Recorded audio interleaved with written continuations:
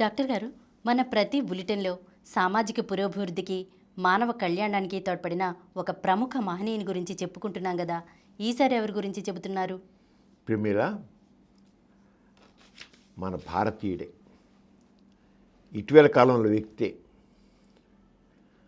ఆయన జీవితం అంతా కూడా మూఢనమ్మకాల నిరోధానికి అంకితం చేశారు. ఆయన బాబాలు స్వామీజీలు చేసేటి మ్యాజిక్ ట్రిక్లను ఎక్స్పోజ్ చేసి ఇవే మహత్యాలు కాదు, ఏహే కాదు, ఇవన్నీ గాడి ట్రిక్లని చూపించాడు. అంతేకాదు ఎన్నో రకాలండి మూఢనమ్మకాలు ఉన్నాయి. ఈ మూఢనమ్మకాలన్నీ అర్థం లేనివి చేశాడు.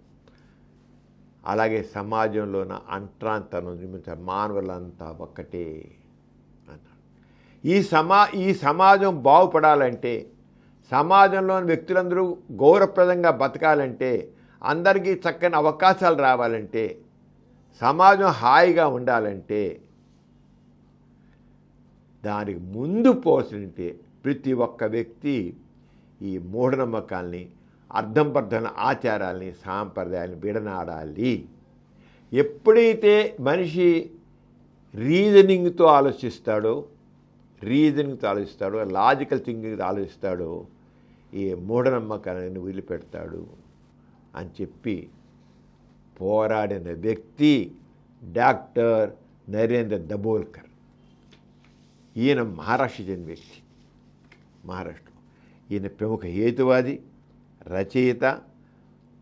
మరణాంతరం పద్మశ్రీ పొందాడు. మరణాంతరం ఇచ్చారు ఆయనకి. మరణాంతరం పద్మశ్రీ గ్రహీత. మూఢనమ్మకాల నిర్మూలనకి చట్టం చేసి తీసుకురావాలి మహారాష్ట్రలో చాలా కృషి చేసిన వ్యక్తి ఆయన. ఎంబీబీఎస్ వైద్యుడు, ఎంబీబీఎస్ డాక్టర్ ఆయనే డాక్టర్ నరేందర్ దబోల్కర్. ఈయన మన నాస్తి కేంద్రానికి చాలా సన్నిహితుడు కూడా. ఇక్కడ జరిగినటువంటి వరల్డ్ ఎథిస్ట్ కాన్ఫరెన్స్లో కూడా వచ్చి ఆయన చాలా చక్కగా మాట్లాడారు. ఆయన చాలా ఆవేదన గల వ్యక్తి నరేందర్ దబోల్కర్. ఆయన 1945 నవంబర్ 1న మహారాష్ట్రలో జన్మించారు. 1945 నవంబర్ 1. ఆయన రాజీ లేని పోరాటం చేశాడు మూఢనమ్మకాల మీద. అలాగే బాబాలు స్వామీజీలు మహత్యాలు చెప్పేటి చేసే వాటిని రాజీ లేకుండా, భయం లేకుండా ఎక్స్పోజ్ చేశాయి. ఈ అంతా బట్టి గాడి టిక్కులకి ఏం లేదు, దైవ మహత్యాలు ఏం లేవు, అసలు దేవుడు లేడు, దైవ మహత్యం లేదు, అతి శక్తులు లేవు, అంతా గాడి టిక్కులే, ఈ మహత్యాలని లేవు. అలాగే మాంత్రిక విద్యలు, తాంత్రిక విద్యలు ఉట్టి హుళక్కి. మంత్రాల్లో ఎటువంటి శక్తి లేదు, తాంత్రిక విద్యలు లేవు, ఏవి లేవు అని ఘంటాపదంగా చాటి చెప్పి ధైర్యంగా చెప్పాడు. చేస్తే అమ్మ బాబోయ్, మన మతాన్ని ముంచేస్తున్నాడు, మన గుట్టు రట్టు చేసేస్తున్నాడని చెప్పేసేసి నువ్వు ఇలా మాట్లాడావా చంపేస్తాను, నేను చంపేస్తాం, నువ్వు నోరు మూసుకుండు, నువ్వు డాక్టర్ అయితే వైద్యం చేసుకో, అంతేగాని నువ్వు ఇలాగ వీటిని బట్టబయలు చేస్తూ మాట్లాడడానికి వీలు లేదని చెప్పి మహారాష్ట్రలోనంటే శివసేన, బీజేపీ ఆ పార్టీల వాళ్ళు తెగ బెదిరించారు, తిట్టారు, వాళ్ళకి రకరకాలుగా ఆయన వార్నింగ్లు ఇచ్చారు, నీ చంపేస్తాను. కానీ లొంగల. నేను నీ బెదిరింపుకి లొంగను, చంపితే చంపండి, నేను ఉన్న మాత్రం సత్యం చెప్తాను.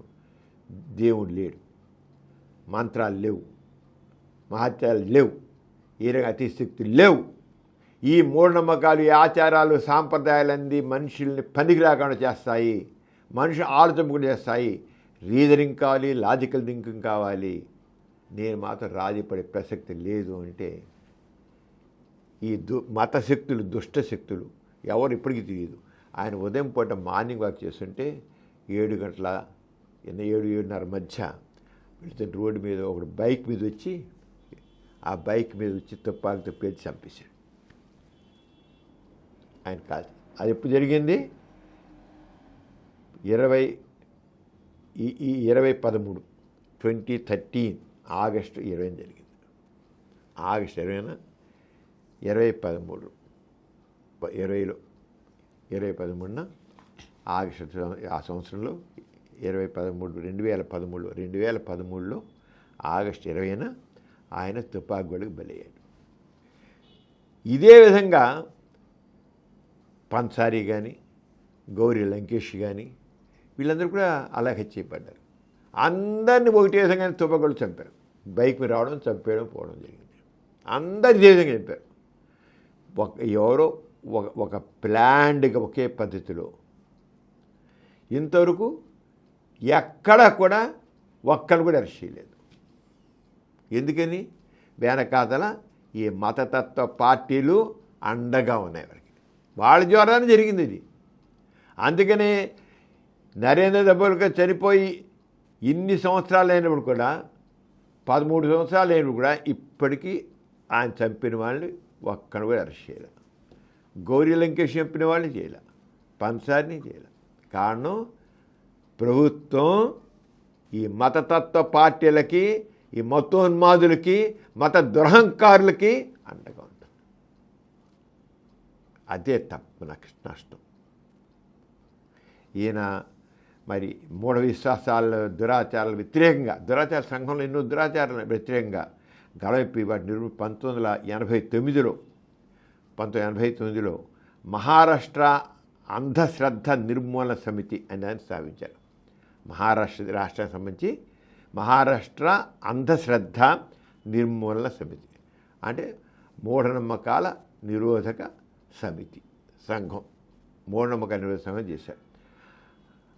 ఆయన వాళ్ళ తల్లిదండ్రులు ఎవరంటే మహారాష్ట్రలోని అచ్యుత్ అండ్ తారాబాయి. తండ్రి పేరు అచ్యుత్, భార్య తల్లి పేరు తారాబాయి. వాళ్ళకి ఆ తల్లిదండ్రులకి వాళ్ళిద్దరు అచ్యుత్ తారాబాయికి 10 పిల్లలు ఉన్నారు.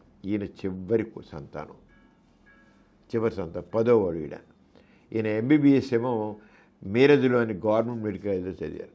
అక్కడ పూర్తి చేశారు. మీరజ్లో గవర్నమెంట్ మెడికల్ కాలేజ్ నుంచి ఎంబీబీఎస్ పట్టా పుచ్చుకున్నారు. భార్య పేరు శైల, ఆయనకి 2 పిల్లలు ఉన్నారు. ఒక అబ్బాయి పేరేమో హమీద్, అమ్మాయి పేరు ముక్తా. వాళ్ళ పెళ్ళిళ్ళు కూడా ఎటువంటి మంత్రతంత్రాలు లేకుండా, ఎటువంటి ఏహీ లేకుండా చాలా సింపుల్గా చేశారు, నిరాడంబరంగా చేశారు. ఎటువంటి ఏ రకాల ఆచారాలు సంబంధించి మరి నమ్మకాలు అంతా వీటిని ఖండించారు కదా, ఏహీ లేకుండా. ఆయన వైద్యుడిగా 12 సంవత్సరాలు చేశారు. 12 సంవత్సరాలు ఎంబీబీఎస్ రాసే 12 సంవత్సరాలు వైద్యుడిగా ఉన్నాడు. ఆయనకి ఎంత అనిపించినట్టు ఈ సమాజంలో ఈ మూఢనమ్మకాలని, మూఢాచారాలని, ఈ అర్థంపరచిన ఆచారాలని, సాంప్రదాయాలని తొలగిస్తే తప్ప సమాజం ముందుకు వెళ్ళదు. సమాజం అభ్యుదయ మార్గాన్ని పయనించాలంటే ఈ మూఢనమ్మకాలని తొలగించాలి, ఈ మూఢనమ్మకాలను నిర్మూలించాలి. ఆయనకి ఆ సామాజిక స్పృహ అనేది ఎంత ఎక్కువ అనిపించిందంటే ఇక డాక్టర్ వృత్తిని కూడా వదిలేసేసి, వృత్తి డాక్టర్ చేస్తుంటే కానీ నేను ఎక్కువ టైం పెట్టలేని చెప్పి డాక్టర్ ప్రాక్టీస్ కూడా మానేసేసి, క్వాలిఫైడ్ డాక్టర్ అయినా మానేసేసి ఇక సమాజం దిగి దానికోసం కృషి చేస్తూ వచ్చాడు. అలాగే అది ఎప్పటి 1980 నుంచి ఇంకా పూర్తిగా సమాజ సేవకు అంకితమైపోయాడు. 1989లో మహారాష్ట్రలోని అంధశ్రద్ధ నిర్మూలన సంస్థ స్థాపించాడు. అక్కడి నుంచి ఇక ఈ మూఢనమ్మకాల మీద వాటి మీద చాలా పోరాటాలు మొదలెట్టాడు. మాంత్రిక, తాంత్రిక, క్షుద్ర విద్యలను బట్టబయలు చేస్తూ అనేక కార్యక్రమాలు చేశాడు. ఇంక అదే పని మీకు మొత్తం అనమాట. బాబాల్ని, గాడ్ మ్యాన్ని ఎక్స్పోజ్ చేశాడు. కొంతమంది దేవుని బిడ్డలని చెప్పుకుంటారు. వాళ్ళు దేవునికి సంబంధించి దేవుడే మనం పంపించాలని చెప్తుంటారు. దైవ శక్తి మాకుందంటారు, దైవ వాకు మాకుందంటారు వాళ్ళు. అలానే సతారాలో పరివర్తన సంస్థ స్థాపించాడు. ఆ పరివర్తన ఏంటంటే మార్పు అనేది.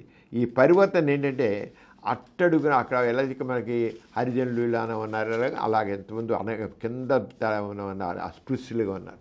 వాళ్ళందరికీ గౌరవం చేయాలి, వాళ్ళందరూ మార్పు తీసుకోవాలి, వాళ్ళ అభ్యుదయం తీసుకురావాలి, వాళ్ళ మూఢనమ్మకాలు తొలగించాలి, వాళ్ళు పడి ఉండకూడదు, కర్మసిద్ధాంతం పనికిరాదు, ఇవేం పనికిరాదని చెప్పేసేసి వాళ్ళలో మార్పు. ముందు మీలో ఉన్న ఆ మూఢనమ్మకాలని అని తీసే మీరు కూడా అందరిలాగానే గౌరవప్రదమైన వ్యక్తులు. మీరు అడిగి ఎవరికో సేవలు చేస్తూ ఉండాల్సిన పని లేదు. అని చెప్పి పరివర్తన చెప్పారు. తర్వాత సాధనాన్ని మరాఠీ పత్రిక స్థాపించారు. దానికి ఎదురుగా సాధనాన్ని మరాఠీ పత్రిక. అలా 1990 2010 మధ్య దళితుల సమానత్వం, దళిత సమానత్వం, అంటరాంతర నిర్మూలనకు వ్యతిరేకంగా కార్యక్రమం ఇచ్చారు. 1990 నుంచి 2010 వరకు ఆయన ఈ దళితుల అభ్యుదయం కోసమని, అలాగే అంటరాంతర నిర్మూలన కోసమని చాలా కృషి చేశారు. మరాఠ్వాడా విశ్వవిద్యాలయానికి, మరాఠ్వాడా అనే విశ్వవిద్యాలయం ఉంది అక్కడ, యూనివర్సిటీ, దానికి బాబాసాహెబ్ అంబేద్కర్ పేరు పెట్టాలని ఎంతో పోరాడారు. అంబేద్కర్ మరి దీనికోసం పోరాడాడు కనుక అంచేత మరాఠ్వాడా యూనివర్సిటీ పేరు బాబాసాహెబ్ అంబేద్కర్ విశ్వవిద్యాలయం మార్చాలి అని కోరాడు. అనేక పుస్తకాలు రచించారు ఆయన. అలాగే ఈయన బతికొండగా యాంటీ జాడు టోనా బిల్ అనేది తయారు చేశారు. అంటే ఈ మ్యాజిక్ ట్రిక్కులతో మహత్యాలను పేరు చేస్తారు కదా, మా మహత్యాలు ఇవన్నీ అలా చేయడానికి వీలు లేదు. చేస్తే మహత్యాల పేటమే మహత్యం చేస్తున్నాం కానీ గాడి చేస్తాను చెప్పు. Magic is an art, everybody can by practice. Magic చేసేవాడు చెబుతా అంటే నాకు మహత్యం అని చెప్పడవాడు. Magic is an art, magic ఇది ఒక కళ. నేర్చుకుని ఎవరైనా చెప్తాడు, మ్యూజిషియన్ అలాగే చెప్తాడు. నాకు అంతేగాని దైవశక్తి ఉంది మహత్యాలతో చేసిన ఎవరు చెప్పడు. కానీ కొంతమంది బాబాలు మనం చూసి బాబాలు ఎవరు పేరు చెప్పవసల, ఈ బాబాలు చాలామంది అతీత శక్తి ఉంది, దైవశక్తి ఉంది, మహత్యాల ద్వారా నేను ఏం చేస్తాను చెబుతారు. అలాంటి వాళ్ళందరినీ, అలాంటి ట్రిక్కులు చేసే వాళ్ళని అరెస్ట్ చేయాలి. నాలో మహత్యం ఎవరిలోనూ దేవుడు అనేవాడు లేడు, దైవశక్తులన్నీ లేవు, మహత్యాలని లేవు. ఎవడైనా నాలో మహత్యం వల్ల ఈ ట్రిక్కులు చేస్తానని చెప్పినట్లయితే వాళ్ళని పట్టుకుని ఎక్స్పోజ్ చేయాలి, అరెస్ట్ చేయాలి అని దానికోసమని యాంటీ జాడు ఒక టోనా బిల్లు పెట్టారన్నమాట. దాన్ని తయారు చేయాలి. దానికి ఒక అంతా మొత్తం తయారు చేసేది ఎలా చేయాలి. అలాగే anti superstition and black magic bill అని కూడా తయారు చేశారు, ముసాయిదా తయారు చేశారు. అది అసెంబ్లీలో ప్రవేశపెట్టి ఆ బిల్లు పాస్ చేద్దామంటే బీజేపీ వాళ్ళు, శివసేన వాళ్ళు అడ్డుపడ్డారు. ఆయన బతుకుండగా దానికోసం ఆ బిల్లు తీసుకురావాలి, మూఢనమ్మకాల నిర్మూలన చట్టం తీసుకురావాలి, ప్రభుత్వం ద్వారా ఎవరైనా బాణామతి చేతబడి ఇవన్నీ ఉన్నాయి కదా, వీటన్నిటి మీద ఆయన మూఢనమ్మకాల నిరోధానికి అవన్నీ ఎవరు చెప్తే చేస్తే తప్పు ఏం లేదు చేస్తే వాళ్ళకి పరీక్ష చేస్తామని చెప్పేసి ఏది మంత్రాలు వేసి తాయెత్తులు కట్టి ఇవన్నీ చేస్తారు. ఇవన్నీ తప్పని చేశారు. మంత్రాలు, తాయెత్తులు, మహత్యాలు ఉన్నాయని చెబుతారు, తాళ్ళకి దారాలకి ఇవన్నీ ఉన్నాయి కదా, ఇవన్నీ అబద్ధాలు. ఎవరైనా తాయితులమ్మి తాళ్ళమ్మి ఏమైనా డబ్బులు చేస్తే దానికి మహత్యం అని చెప్తే అదంతా తప్పు. ఇలా చేస్తే నేరము. అలాంటివి ఏం లేవు, ఉన్నట్టు ప్రొడ్యూస్ చేయండి. అంచేత అవేమీ లేవని చెప్పి బిల్లు తీసుకురావడం కోసం అంతా చేశాడు. ఎవరైనా అలా చేసినట్లయితే వాళ్ళని అరెస్ట్ చేయాలి, శిక్షించాలని చెప్పి చేశాడు. కానీ ఆయన బతుకుండగా ఆ బిల్లుని ప్రవేశపెట్టడం లేదు బీజేపీ వాళ్ళు, శివసేన వాళ్ళు. ఎందుకంటే మత్తత్వ పార్టీలు కనుక. ఇంకా అయితే అది రాజ్యాంగబద్ధంగానే ఉంది. రాజ్యాంగంలో 51AHలో మరి మనకి శాస్త్రీయ దృక్పథాన్ని ప్రవేశపెట్టాలి, పరీక్షించాలి, పరిశీలించాలి, రిఫార్మేషన్ కావాలి అనేవి ఇవన్నీ ఉన్నాయి. అది ఆ 51AH ప్రకారంగానే ఈ బిల్లు. మరి ఆ బిల్లు మీరు కాదంటే ఎట్లాగా? రాజ్యాంగ ప్రకారంగా నేను బిల్లు ప్రవేశపెడుతున్నాను కదా. రాజ్యాంగంలో fundamental duties of each individual of citizen of India అని ఇచ్చేవాడు. ఫండమెంటల్ డ్యూటీ, ప్రతి పౌరుని ఒక విధి. ఆ ప్రతి పౌరునికి ఆ ప్రకారంగా నేను బిల్లు ప్రవేశపెట్టిస్తుంటే మీరు ఎలా కాదంటే సరికి అయినా సరే పార్టీలు ఆ బిల్లుని ప్రవేశపెట్టడం లేదు. ఆయన చనిపోయిన తర్వాత, హత్య చేయబడిన తర్వాత పెద్ద గందరగోళం అయిపోతే అప్పుడు నెక్స్ట్ డేవే ఆయన చంపేయబడ్డ నెక్స్ట్ డేవే జాదు బోనా వ్యతిరేక బిల్లుని ఒక ఆర్డినెన్స్ ద్వారా పాస్ చేశారు. అంటే ఇంకా అసెంబ్లీలో ప్రవేశపెట్టడం, డిస్కస్ చేయడం, అసెంబ్లీ ద్వారా అదే చేశారు. ఆ బిల్లుని అలా చేసిన ఆర్డినెన్స్ని పార్లమెంట్కి పంపించారు. పార్లమెంట్ విషయం ఇప్పటికీ అది ఆర్డినెన్స్ అయ్యింది కానీ అమల్లో రాకుండా పార్లమెంట్లో తొక్కిపట్టు ఉంచారు. బిల్లు అయితే చనిపోయిన తర్వాత కంటి తుడుపుగా ఒక ఆర్డినెన్స్ తీసుకొచ్చారు. ఆర్డినెన్స్ సంతోషించేశారు. కానీ అది అమలులో లేదు, అమలు కాలేదు, కానివ్వరు కూడా. ఎందుకంటే పార్లమెంట్కి వెళ్ళింది పాస్ చేయాలని లేదు.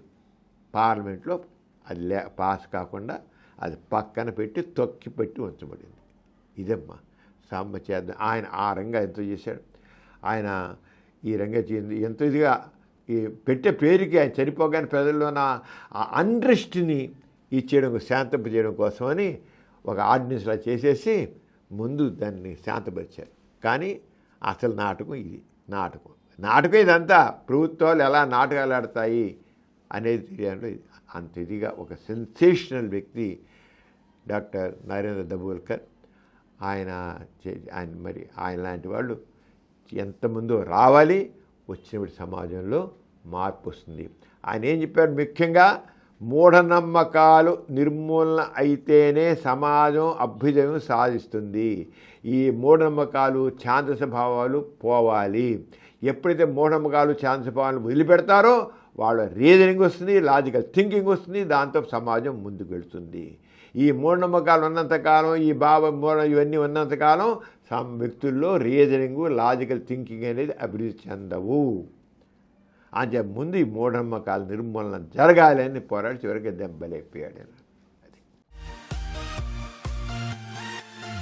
ఈ కార్యక్రమం మీకు ఎంతో నచ్చింది కదా.